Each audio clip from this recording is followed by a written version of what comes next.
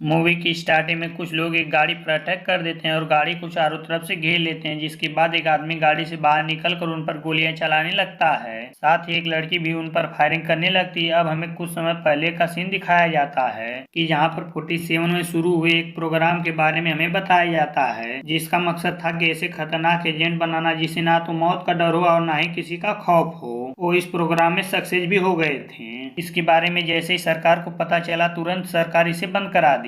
कुछ समय बाद इस प्रोग्राम को कुछ लोगों ने फिर से शुरू करने की कोशिश की, जिसकी जिम्मेदारी एक सीनियर डॉक्टर ने ली, लेकिन वो लोग इस मिशन को कामयाब नहीं कर पाए। इसके बाद उस डॉक्टर ने डॉक्टर विंडो को ढूंढना शुरू कर दिया, लेकिन काफी कोशिश के बाद भी उन्हें नहीं ढूंढ पाया। लेकिन कुछ टाइम बाद उन्हें लिक्वेंडो की बेटी कैरिया के बारे में पता चलता है। अब उस सीनियर डॉक्टर को पूरा यकीन था कि वो डॉक्टर लिक्वेंडो की बेटी के जरिए उन तक पहुंच जाएगा, इसलिए वो केटिया को ढूंढना शुरू कर देते हैं। इसके बाद एक कहानी प्रेजेंट टाइम में आ जाती है, जहां वो सीनियर डॉक्टर अभी भी केटिया को ढूंढने में लगा हुआ था। तभी अचानक से लैब में सिक्योरिटी अलार्म बजने लगता है, जिसके बाद वहां के सभी गार्ड उस सीनियर डॉक्टर को लेकर वहां से निकल जाते हैं। काफी मुश्किलों के बाद वो अपने लोकेशन पर पहुंच जाते हैं। कुछ समय बाद उन्हें पता चलता है कि यहाँ पर जितने भी लोग थे उन्हें मार दिया गया है।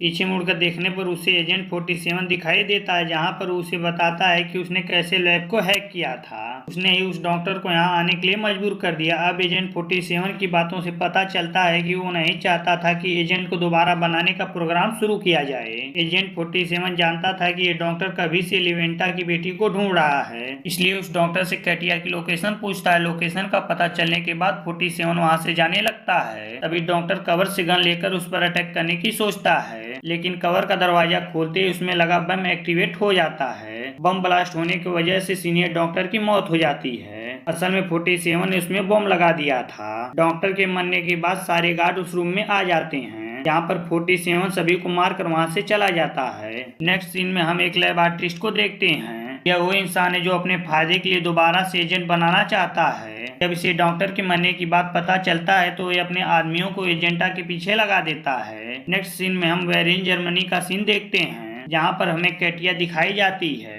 और वो कुछ कागजात लेकर एक आदमी को ढूंढने की कोशिश कर रही होती है। यहाँ पर कैटिया को ये भी नहीं पता था कि वो जिस आदमी को ढूंढ रही उसका उससे क्या संबंध है। वो तो उसका नाम तक नहीं जानती थी। इसके बावजूद भी कैटिया की यादें उसे उस आदमी को ढूंढने के लिए फोर्स करती थी। इसके बाद कैटिया जब अपने घर जाती है तो एक आदमी उसका पीछा करता है और उस पर नजर रखता है। रोड से गुजरते वक्त कैटिया को पता चलता है कि एक आदमी अपने वाइफ को बहुत बुरी तरह से मार रहा है, इसलिए कैटिया पास में मौजूद पुलिस बेल को बजाकर उस लड़की को वहां से भागने में मदद करती है। यहाँ पर हमें अंदाजा हो गया था कि कैटिया की सोचने की क्षमता बाकी इंसानों से तेज है। वहीं पर 47 एक स्टेशन से जाते हुए दिखाई देता है, जो एक होटल में जाने के बाद कैटिया को ढूंढना शुरू कर देता है। फिर कुछ ही देर बाद कैटिया की लोकेशन ट्रैक कर लेता है। तभी 47 की बॉस का उसे कॉल आता है। वो उसे 2 लोगों को मारने का कॉन्ट्रैक्ट दी होती है। अब लोकेशन ट्रैक करने के बाद 47 कैटिया को ढूंढने के लिए निकल जाता है। यहीं पर यह मूवी एंड होती है।